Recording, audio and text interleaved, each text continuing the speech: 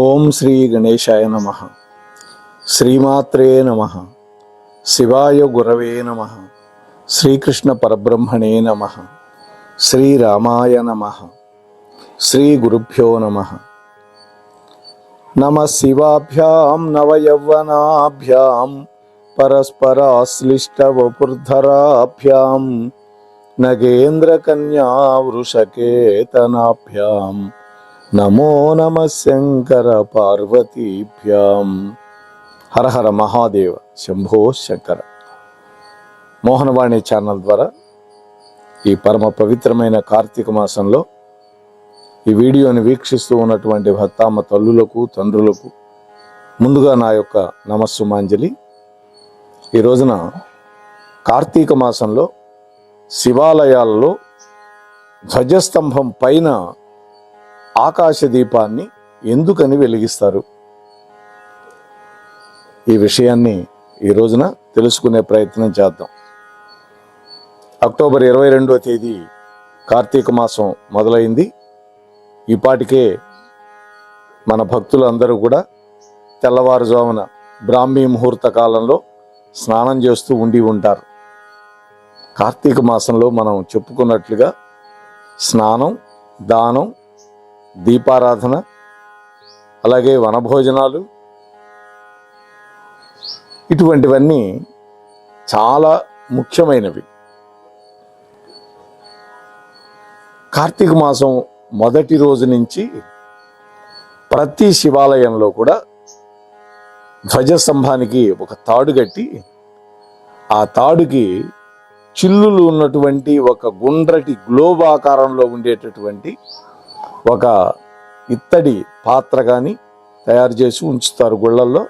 అందులో ఒక ప్రమిద, అందులో ఒత్తులు వేసి ఆవు నెయ్యి పోసి వెలిగించి దానికి మూత మూసి చక్కగా దాన్ని తాడు సహాయంతో పైకి లాగుతారు. కప్పి సహాయంతో అది ధ్వజస్తంభం పై దాకా వెళుతుంది.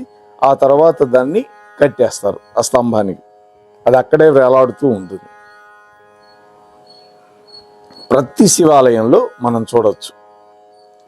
మేము ఉండే చోట అయితే శివాలయంలో నూనె కూడా అందరి చేత వేయిస్తారు. నువ్వుల నూనె లేదంటే ఆవు నెయ్యి తలా ఒక చెంచా అందులో వడ్డించవచ్చు. ఆ తర్వాత వెలిగించి పైకి లాగుతారు. ఈ ఆకాశ దీపాన్ని ఆ దేవాలయానికి వెళ్ళిన ప్రతి భక్తుడు కూడా దర్శించి నమస్కరించుకోవాలి. ఎందుకని? కార్తీక మాసంలో దీపారాధనకి అంతటి విశిష్టత ఉన్నది.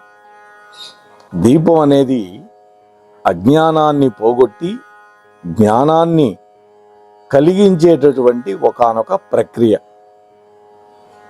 అజ్ఞానం అనేది అంధకారం. అంధకారాన్ని పోగొట్టేది దీపం. దీపం జ్ఞానానికి ప్రతీక.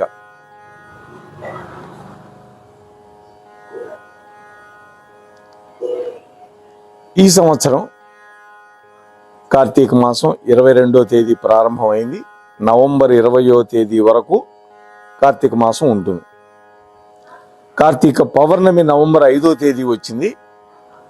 ఈ ఏడాది మొదటి సోమవారం అక్టోబర్ 27వ తేదీ వచ్చింది. మొత్తం 4 సోమవారాలు ఉన్నాయి. 17వ తేదీ సోమవారం, నవంబర్లో లాస్ట్ సోమవారం. అసలు ఈ కార్తీక మాసంలో ఆకాశ దీపం ఎందుకు వెలిగిస్తారు ధ్వజస్తంభం దగ్గర? దీని మహత్యం ఏమిటి అనే విషయం కదా మనం తెలుసుకోవాలనుకుంటున్నది.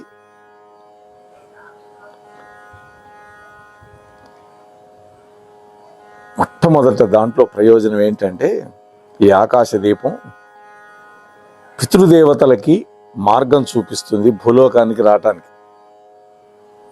వాళ్ళు దక్షిణం వైపు ఉంటారు. యమలోకానికి దగ్గరగా ఉంటుంది పితృదేవతల లోకం.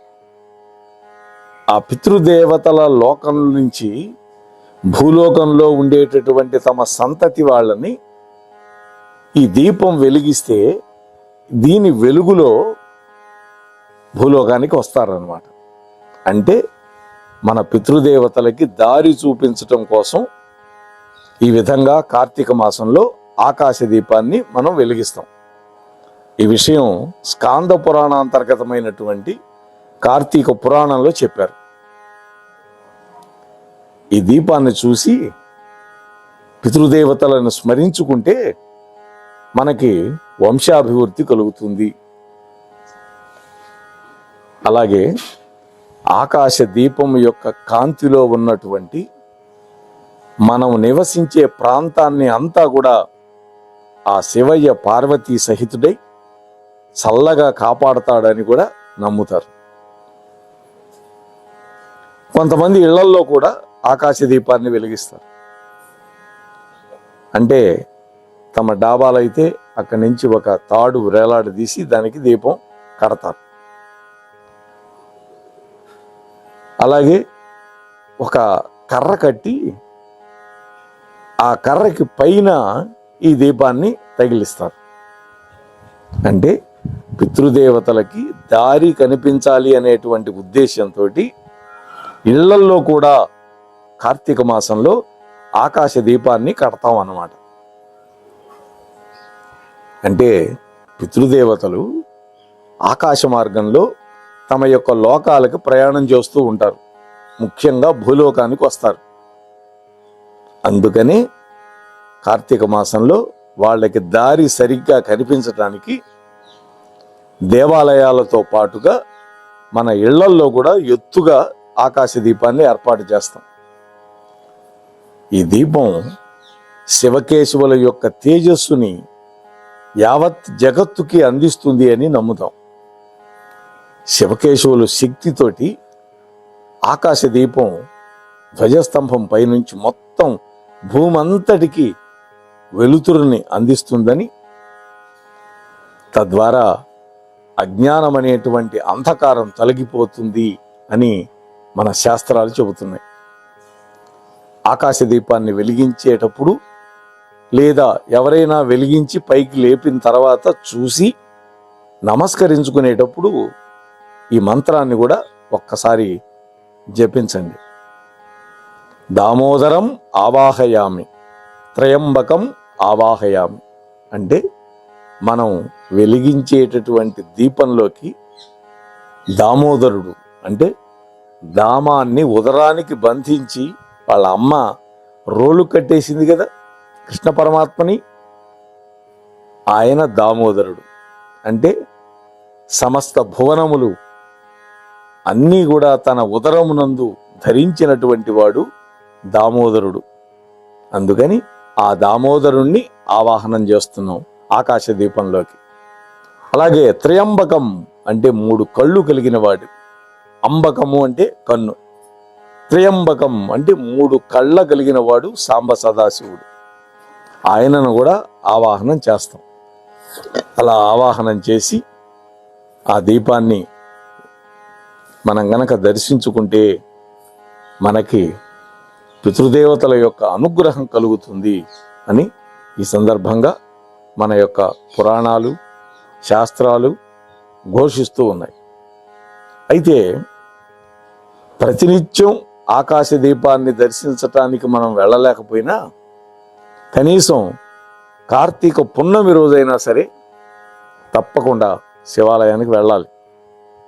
వెళ్ళి ఆకాశ దీప దర్శనంతో పాటుగా అక్కడ 360 ఒత్తులతోటి మనం చక్కగా దీపాన్ని వెలిగించి అందులో యథాశక్తి ఆవు నెయ్యి కానీ లేకపోతే నువ్వుల నూనె కానీ వేసి చక్కగా అది ఎక్కువసేపు వెలిగేటట్టుగా చూసుకోవాలి.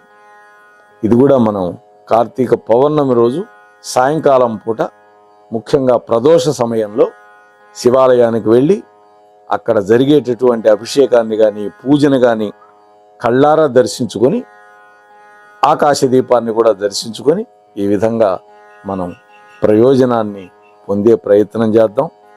దానివల్ల ఆకాశ దీపాన్ని మనం దర్శించటం వల్ల మనకి పితృదేవతల యొక్క అనుగ్రహం కూడా కలుగుతుంది అని స్కాంద పురాణ అంతర్గతమైనటువంటి కార్తీక మహాపురాణం చెప్పింది. అంతవరకు మనం ఆచరించే ప్రయత్నం చేద్దాం. స్వస్తి సర్వేషాం. మోహనవాణి తెలుగు పోడ్కాస్ట్ వింటున్న శ్రోతలందరికీ హృదయపూర్వక ధన్యవాదాలు. వినండి, వినిపించండి, వింటూనే ఉండండి. మోహనవాణి తెలుగు పోడ్కాస్ట్ మీరు వింటున్నారు. మోహనవాణి. మన మోహనవాణి కార్యక్రమాలు మీకు నచ్చినట్లయితే వెంటనే ఒక లైక్ చేయండి, అలాగే కామెంట్ చేయండి, ఎక్కువ మందికి షేర్ చేయండి. సబ్స్క్రైబ్ చేసుకోకపోతే వెంటనే మన ఛానల్కి ఇప్పుడే సబ్స్క్రైబ్ చేసుకోండి. ధన్యవాదాలు.